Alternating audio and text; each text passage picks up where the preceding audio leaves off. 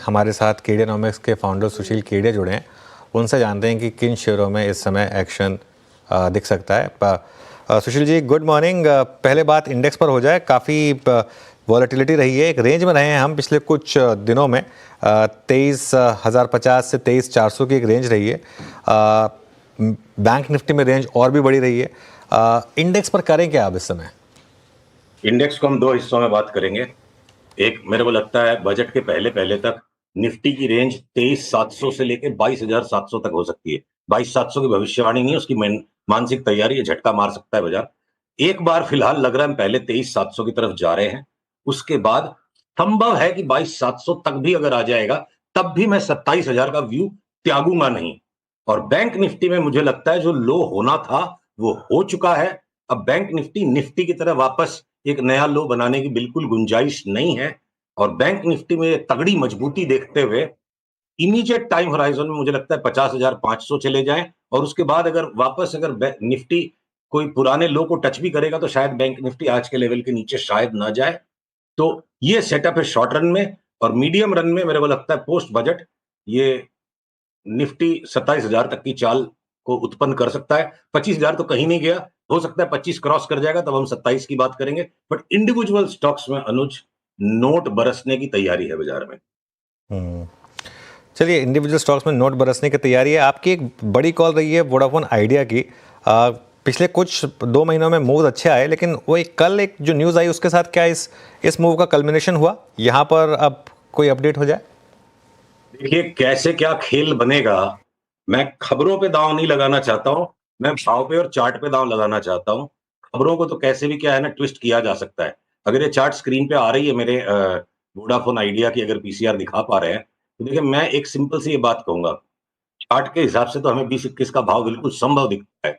Logically इसको कैसे देखना चाहिए, अगर सबसे बड़ा डिस्ट्रेस डेट होल्डर इस कंपनी में रिकॉर्ड डेट डिस्ट्रेस में है, और उसका लार्जेस्ट होल्डर कौन है? गवर्नमेंट।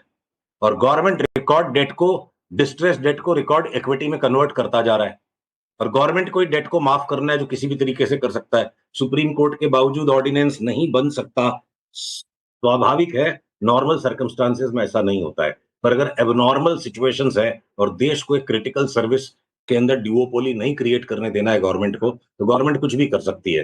तो संभावनाओं को देखते हुए एक स्टॉप लॉस के साथ यहाँ पे तेजी का दांव लगाना चाहिए। होगा कि नहीं होगा उस पर मैं अनुमान लगाने की बजाय ये काम करूंगा, स्टॉप लॉस लग गया मैं त्याग दूंगा, जब तक वो नहीं लगता है 20-21 का बेट ऑन है।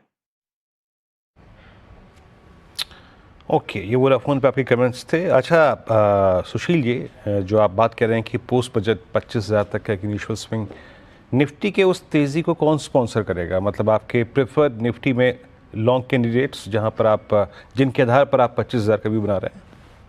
देखिए आगे पीछे सबका नंबर आएगा एक्सेप्ट आईटी। कुछ भी हो जाए, आप तमंचा भी मेरे सर पर रख दोगे, मैं 2025 में आईटी खरीदने में बहुत हिचकिचाऊंगा।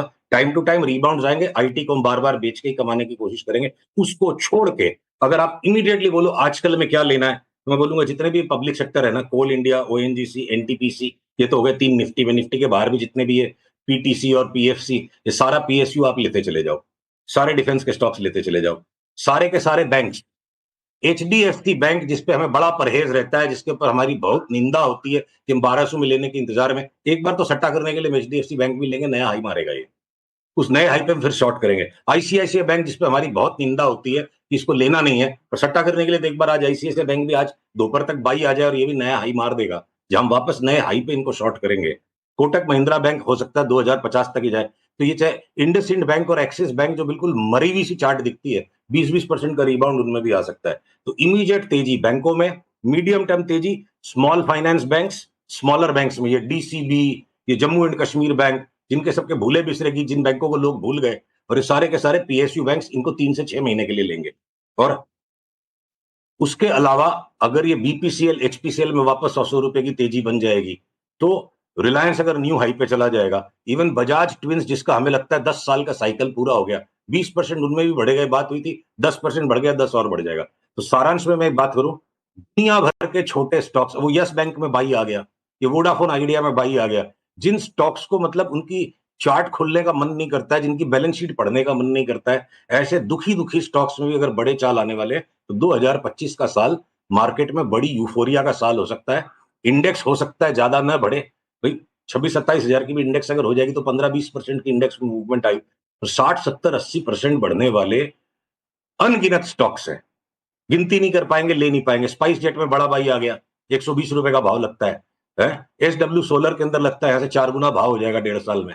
तो जो बिल्कुल थके हारे दुखियारे स्टॉक्स है, सब में 3 गुना 4 गुना होने की मतलब पता नहीं बाजार में ऐसी क्या यूफोरिया आने वाली है, पता नहीं क्या ऐसा पॉलिसी आ जाएगी कि सारा माहौल यूफोरिक हो जाएगा। मुझे यूफोरिया की तैयारी दिख रही है और उसमें एक ही चीज दिखती है, आईटी छोड़ के जो जी में आए ले लो।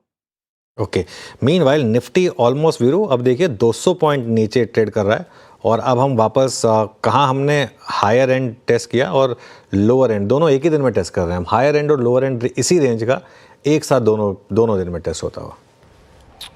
बिल्कुल कंप्लीट कोलैप्स है आज और बिल्कुल हम डे लो की ट्रजेक्टरी में आते हुए तो अनुज हम 10 डेमा भी पार नहीं कर पा रहे हैं अभी हैं एफआईज इसीलिए जनाब बड़े अच्छे तरीके से बैठे हैं।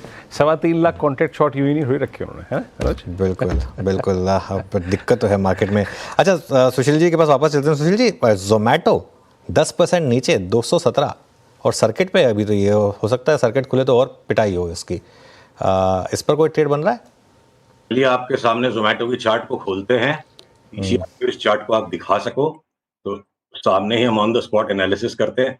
जी भी जोमेटो के अंदर में कोई बाई का ट्रेड नहीं बनता। देखिए मल्टीपल सपोर्ट्स के जोन को यहाँ से तोड़ दिया था, फिर रिबाउंड देने के बाद अब वापस नीचे का मोमेंटम ही गैदर कर रहा है। आप ये डाउनवर्ड स्लोपिंग लाइन को 230 का स्टॉप, कैश की चार्ट है, फ्यूचर्स भी खोल के देख लेंगे इक्विवेलेंट लेवल पे 230 के स्टॉप लॉस के साथ, जिसमें शॉर्ट पे ही बने रहिए। तो लगता है कि एक बार तो 180 160 तक आने की जगह है, फिर सोचेंगे क्या करना है। और डिक्सन टेक, इस पर कोई व्यू? किस पे? डिक्सन टेक, ये भी आज 12% नीचे है। फिर से नाम बताइए। डिक्सन? हाँ डिक्सन। रुकिए, डिक्सन का भी देखिए लॉन्ग टर्म टॉप तो हो गया था, तो सामने ही चार्ट को आपके रिव्यू कर लेते हैं। तो फ्यूचर्स में इसकी फ्यूचर्स खोल लेते हैं। पीटीआर कृपया चार्ट को दिखाते रहे। नहीं, डिक्सन में क्लियर कट शॉर्ट है जी, और इसका मोमेंटम अब बढ़ेगा। यहाँ से देखो ये लॉन्ग टर्म टॉप यहाँ बना चुका है स्टॉक। अब ये ट्रेंड लाइन को जैसे ही तोड़ रहा है, आज का लो तोड़ेगा, इसी को आप स्टॉप लॉस रख के बेचिए। हो सकता है 20-25% बहुत फटाफट निकल जाए। ओके, और एक आखिरी सवाल, एमसीएक्स का भी अगर आप चार्ट चेक कर सकें तो यहाँ पर भी काफी गिरा है स्टॉक हाई से। एमसीएक्स भी क्या है ना, एनएसई की बीएसई की सहानुभूति में एमसीएक्स में भी काफी बड़ा जो स्विंग आ गया। अभी एक लॉन्ग टर्म टॉप बना चुका है और अब उसके बाद नए जो स्विंग लोज बना रहा है, इसमें देख देख के रिबाउंड्स में बेचने की चीज है। देखो आप सपोर्ट को जोड़ोगे, अभी ऑलरेडी सपोर्ट जोन पर है, तो कोई रिबाउंड आता है और रिबाउंड में बेचेंगे, या फिर आज के भी लो को तोड़ के कोई आज इस लेवल के भी नीचे बंद हो जाता है और सब्सटेंशियल मोमेंटम नीचे का कल बन जाता है, तो कल के फिर ओपनिंग में बेचिए। लॉन्ग टर्म टॉप एक बार होता है, लगता है हो गया है। ओके, चलिए Sushil ji, thank you so much आज हमारे साथ जुड़ने के लिए। अगले मंगलवार फिर बात करेंगे आपसे और कुछ और स्टॉक्स पर बात होगी। इस शो को यहाँ समेटेंगे। वीरू और मैं अब आपसे इजाज़त लेंगे और एक ब्रेक